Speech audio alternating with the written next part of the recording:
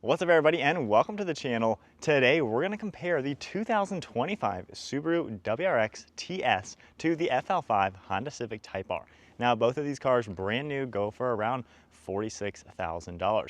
So in today's video we're going to see which car is the better one to go with. Both of these are only available in a manual, so of course they have that driver engagement. But let's get right into it, seeing how a new WRX fully loaded top of line compares with the FL5. So for performance, the 2025 Subaru WRX TS will have the 2.4 liter Boxer 4-cylinder turbocharged engine. This makes 271 horsepower with 258 pound-feet of torque, only paired to the 6-speed manual transmission. This is also all-wheel drive. Curb weight is 3,400 pounds. 0 to 60 time is 5.9 seconds. And then if we take a look over at the Honda Civic Type-R, the FL5, this is going to utilize a smaller 2-liter inline 4-cylinder engine, cranking out, however, 315 horsepower with 310 pound-feet of torque. 6-speed manual, front-wheel drive. Curb weight comes in around 3,200 pounds, and 0 to 60 is 4.9 seconds. The Type-R will also utilize a 4-piston Brembo brake caliper up front with a 2-piece rotor, and the TS is going to feature 6-piston Brembo brake calipers with drilled rotors. And then moving on to the exterior styling, the WRX is going to be more of that nice compact sedan style, while the Type-R has a cool hatchback liftback design.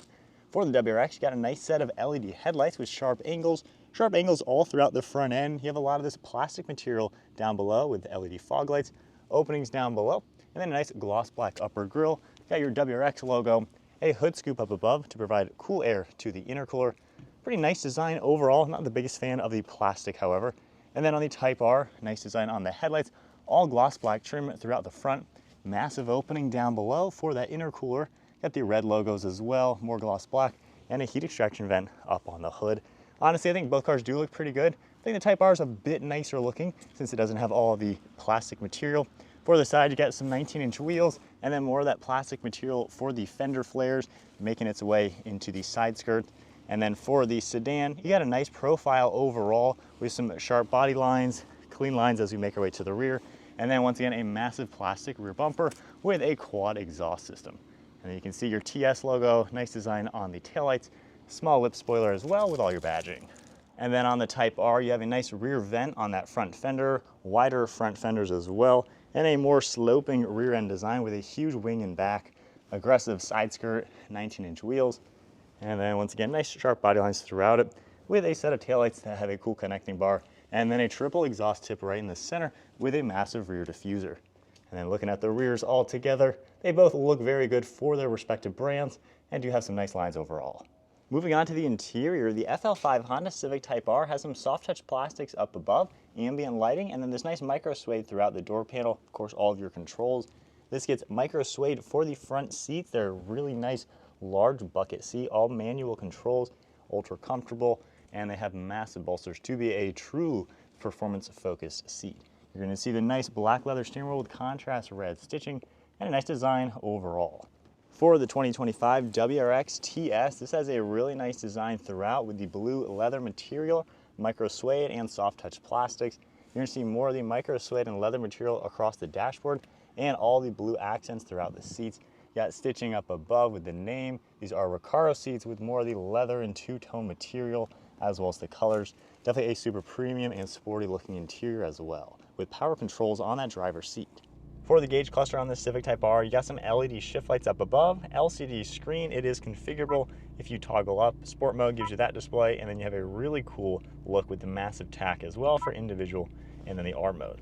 Right side, you're going to have all sorts of different information you can scroll through, and a little bit on that left side as well. Multimedia screen does have a cool performance data indication with all sorts of vitals. You can scroll through left and right, see all that. Home screen, pretty nice. Snappy tiles and touch screen, pretty easy overall to use. Apple CarPlay as well. Going into reverse, you have a pretty decent backup camera with different guidelines along with different views. So nice overall. I like the mesh design for that air vent. Physical climate controls right in the center make it ultra easy and simple. Wireless charging and plugs, a nice aluminum shift knob which looks really cool. Those drive modes select, electronic park and brake, and the brake hold. You got a good armrest back here with the black micro suede. And then one last look at these bucket seats. They do say Type-R in them. Red seatbelts as well. Really nice overall. can't really complain too much. It's a sporty interior. For the WRX TS, you're going to get a full digital display as well. On the left side, you can configure a few things popping up, like some trip information along with that cool boost gauge. And then for the center, you can hold down a button on the steering wheel, get a full screen navigation. You can also continue into safety settings and then back to the main screen. So not quite as configurable. You do have different drive modes as well. They do not change anything with that screen. For the rest of the interior, you're going to see the nice micro suede and leather material, and then the massive screen in the center, basically like what you've seen on every other Subaru. There's a little bit of lag on this. However, you do have really large tiles. Again, not my most favorite. A little bit of lag kind of makes it a bit annoying. Into reverse, you do have a backup camera. Pretty good HD graphics, a little bit smaller though overall, comparing it to the Honda. Climate controls are all integrated into the screen. You just tap here and then they pop up and you can make adjustments. You also do have some physical controls right there. Down below, you're going to get some plugs and storage, nice leather shift knob with everything, a little bit more blue stitching, manual park and brake and storage, and then the armrest not really too usable, sitting way back here with a normal amount of space. Then another look at the Recaro seats. These don't allow you to angle them as much, so you do feel a little flat sitting in them, but they have a really nice use of materials in here. This is an awesome looking interior. I love the colors. Definitely a really premium place to be. So sitting in the back seat, the Type-R has a 107.7-inch wheelbase. The WRX has 105.2. So this is a little bit larger overall of a car, even though it does weigh less. At 5'11", with the driver's seat at my height, I have a couple inches of knee room.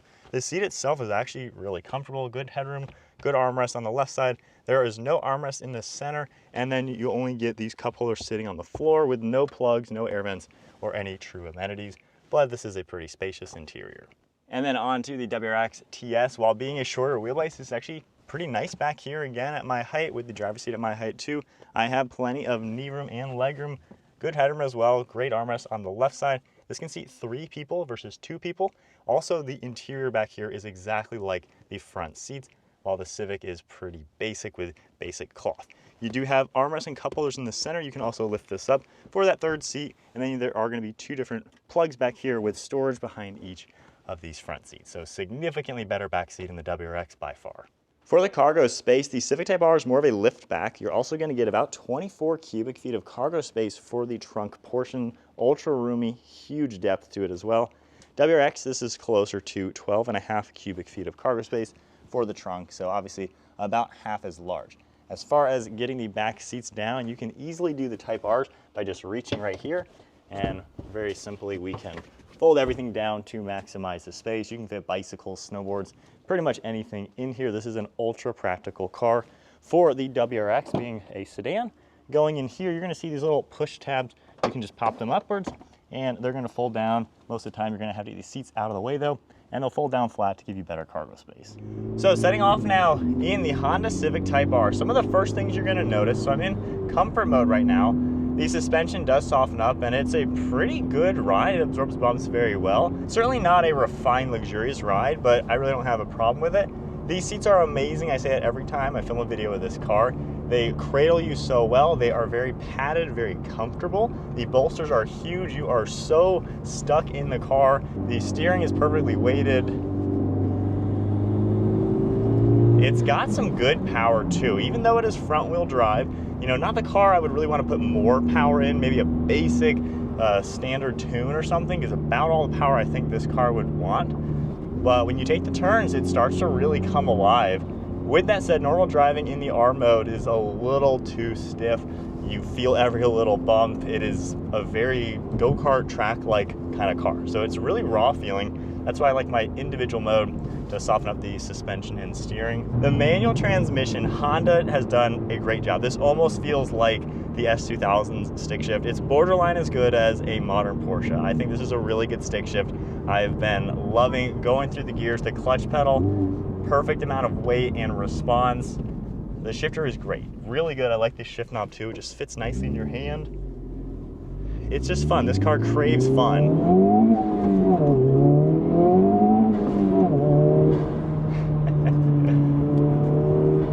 One of my favorite things is just the handling and cornering ability, especially given these seats glue you to the car. When you want to go around a corner, this car does what you want. There is no questions asked. You steer and the car goes where you want. It's so flat, so nimble. The cornering ability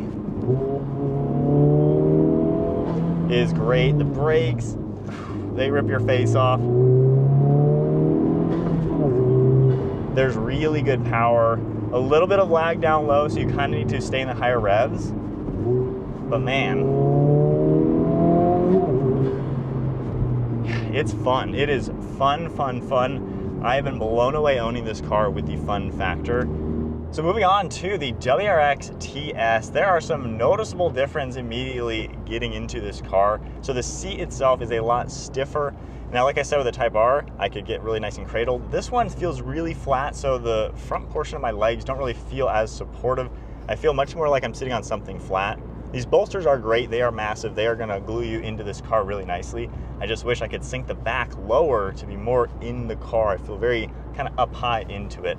The manual shifter is not nearly as notchy or performance feeling. It's a little wobbly feeling, so definitely not quite the same. The steering feels a little interesting. I feel like it's a bit robotic, maybe too electronic, and the brakes so far don't quite feel the same.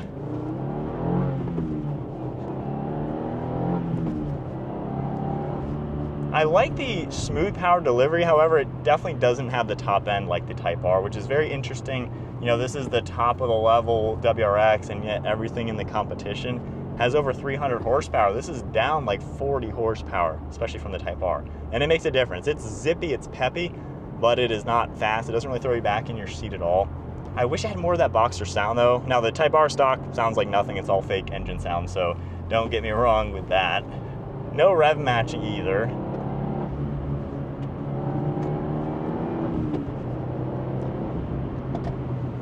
Yeah, my one complaint with this, it feels really tall when you're taking the turns, and the steering, there's like a delay in it. It's not that perfect response like a go-kart. So this car definitely doesn't have the performance of the Type-R. Even though it's got the all-wheel drive, it's got the perfect traction, it's got the smooth power delivery, it is lacking that power from the Type-R with over 300 horsepower. That's full throttle. Yeah, it doesn't put you back in your seat at all. And then the brakes, whew, they do work really well, but you really got to push them hard. Second gear, full throttle.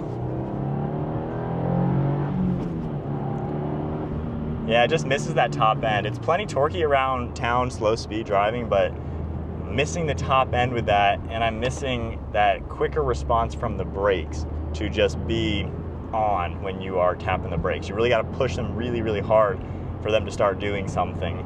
The handling is confident though. It is a very good handling car. Just there is a delay in steering response to where, I don't know, it takes a second to start moving. It's almost like the Type-R has heavy steering, which makes it very direct.